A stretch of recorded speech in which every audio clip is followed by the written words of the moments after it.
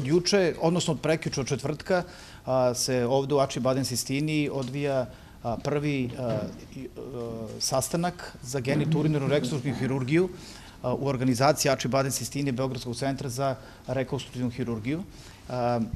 Mi smo, profesor Lekovski, ja smo organizovali još 5 gostiju, vrlo poznatih gostiju koji se bave ovom problematikom iz celog sveta, iz Brazila, Amerike, Engleske, Istanbula i od juče smo počeli da radimo operacije uživo. Juče smo radili 5 operacija, danas imamo 4 operacije na programu, tako da je ovo prvi put na ovom prostoru, uopšte na prostoru bivše Jugoslavije, odnosno na ovom delu Balkana, da se jedan ovakav skup odigrava. Ono što bih želeo da vam kažem jeste da su ovde uslovi fantastični. Ja sam ovde u ovoj bolnici prisutan, pa evo, skoro punih 7 godina. Viđamo se 7 do 8 puta godišnje i pomažemo pacijentima svih uzrasta, od novorođenčadi pa do najstarije populacije, i mogu da kažem da su, pored toga što su uslovi fantastični, da su kolege, medicinske sestre i svi drugi koji su ovde uključeni u ovaj rad, da jednostavno daju neverovatnu potporu i neverovatnu sigurnost, tako da za mene, koji vrlo često putujem po svetu i operišem maltene u svim zemljama sveta, ovo je mesto koje apsolutno ne zaostaje ni za jednom od vodećih klinika na svetu. Danas smo radili operaciju, ono što vas najviše interesuje, danas smo radili operaciju gde smo kod pacijenta koji je rođen u muškom polu uradili konverziju genitalija i formirali ženske genitalije. To je popularno, ta se operacija popularno zove operacija promene pola, međutim to nije baš medicinski jer se pol ne može promeniti hirurški, menjaju se genitalije i mi smo danas u nekih 4,5-5 sati uspeli da skinemo sve muške polne organe i da formiramo ženske polne organe koje će, ja se nadam, biti vrlo funkcionalni. Maltene kao da je osoba rođena sa ženskim genitalijama. Što znači, doktore, to funkcionalni, da ni objasnite, da li može da rodi, da li može da dožive seksualno iskustvo kako žena? Rađanje se bazira na drugim organima, to su unutrašnji organi. A što se tiče, kada kažem funkcionalne genitalije, to znači da može imati normalne seksualne odnose, da može imati normalno zadovoljstvo, da može mokriti normalno kao i svaka osoba ženskog pola. To je što se tiče funkcije. Što se tiče estetike takođe, mi smo krili apsolutno sve elemente ženskih spoljašnjih genitalija, uključujući vaginu, klitoris, velike i male usne, tako da je to sve urađeno u jednoj operaciji, što je jako bitno, da osoba ne prolazi kroz nekoliko koraka i da ne bude izložena nekoliko operacija, anestezija i tako dalje, što može ponekada da bude i rizično. Колку часа трае операцијата и колку вие лично имате вакви операции направени? Ova operacija prosečno traje između 4 i 5 sati, međutim mi smo namjerno radili malo laganije kako bismo ovu operaciju prikazali i svim gostima koji su se skupili ovde sa naših prostora da posmatraju, da vide sve detalje, ne samo operacije, nego i druge vrlo bitne detalje iz hirurške anatomije, obzirom da su ovo operacije koje su nama dale ogromno iskustvo koje primenjujemo za lečenje i nekih najtežih anomalija. Jer su ovde u jednoj operaciji faktički mi odstranjujemo muški polni organ i na taj način mi učimo koji su svi ti anatomski detalji i što možemo da iskoristimo posle kada operišemo recimo decu koje se rode sa teškim anomalijama penisa, da iskoristimo taj iskustvo da im pomognemo na najbolji mogući način. Koliko operacija imate ovakve? Pa znate kako, ja sam prestao da brojim operacije, zato što to posle nekog broja više čovjek se izgubi, ali otprilike oko 700 operacija iz muškog u žensko, oko 1300 ženskog u muško. Otprilike oko 2000. Колку од Македонија имале такви пациенти? Ovo je 5. osoba koja je poreklom iz Makedonije. Da li je polesno od maškog u žensko ili od ženskog u maško da se promene pol?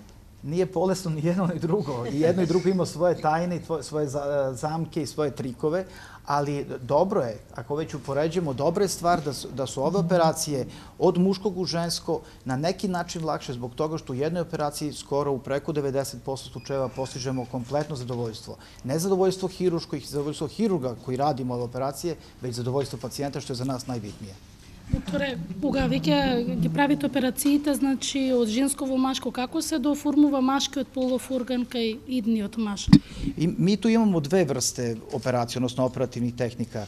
Kod otprilike 70-75% osoba koje se rode kao žene i koje žele da imaju genitalije muškog pola, Dakle, kod najvećeg broja pacijenata mi u jednoj operaciji ostranimo ženske polne organe, dakle, ostranimo grudi, ostranimo matericu, jajnike i ženske spoljne polne organe i formiramo muške organe. I to je jedna tehnika koju smo razvili koja se faktički bazira na rekonstrukciji i produženju klitorisa i formiranju malog falusa.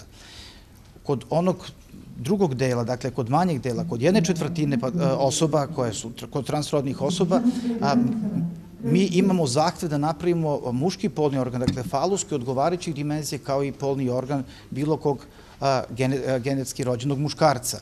To su malo komplikovanije operacije, malo komplikovanije tehnike, obzirom da se tu radi o mikrovaskularnoj hirurgiji, dakle i te operacije traju ponekad i po 10 sati.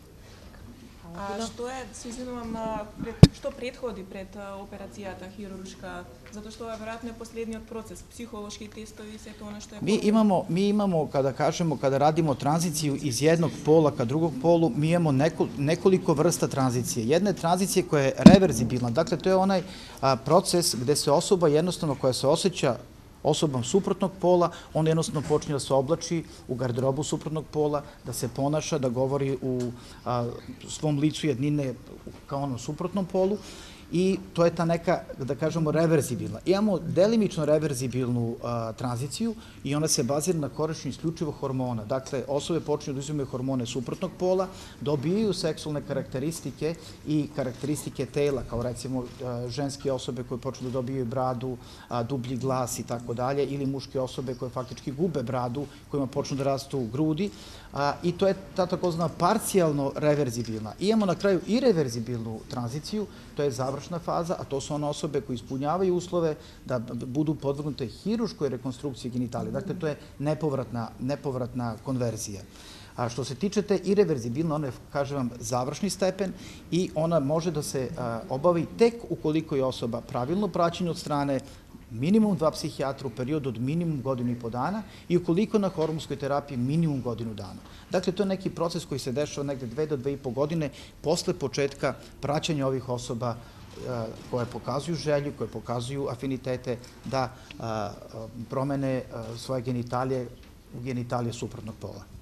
Кога конкретниот пациент или пациентка конечно ќе може да кажеме ќе може да почне да живее како жена?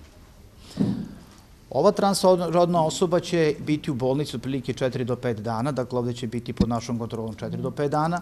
Nakon toga će imati otprilike još nekih 2 nedelje oporavka u kućnim uslovima, što znači imaće urinarni kateter, morat će da se previje i tako dalje, ali normalan povratak normalnim aktivnostima, dakle svakodnevni život je negde mesec dana posle ovog zahvata. Što se tiče onog malo pre o čemu smo pričali, dakle funkcije genitalija, seksualni odnosi su faktički mogući od 2 do 3 meseca nakon hirurške konverzije.